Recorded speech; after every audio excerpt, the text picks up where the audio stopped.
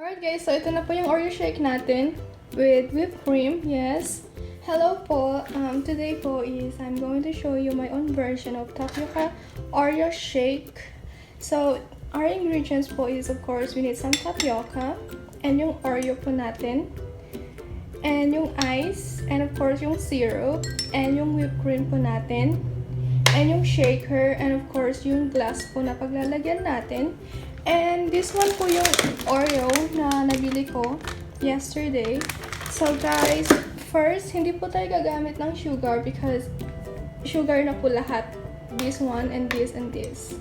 Sugar na po sila, so we don't need it.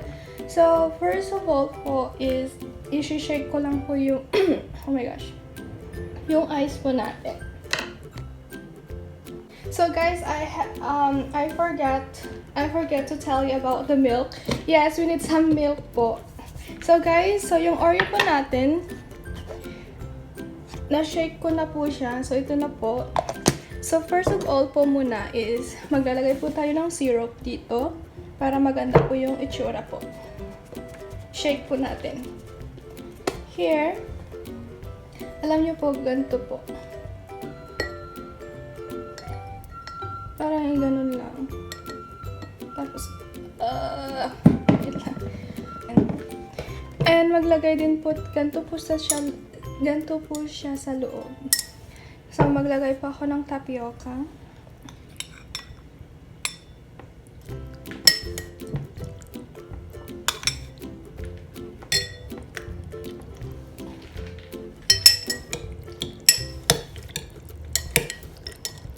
Ayan, okay na po yan.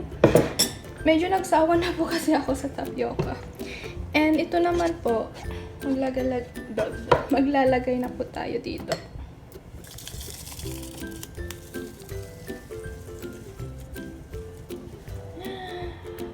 Kita ba yung tapioca? Yan. And of course, guys, oh my gosh! And yung whipped cream po na.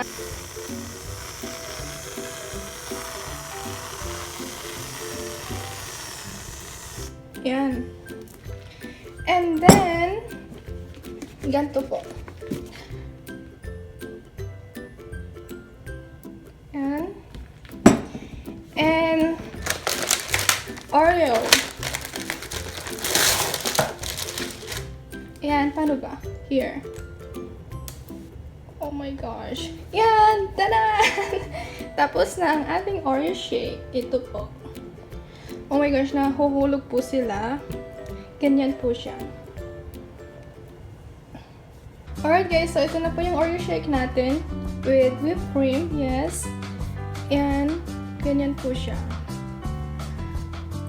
Ganyan. Nandun po yung tapioca niya sa baba. Ayan guys. Alright guys, thank you for watching. Bye!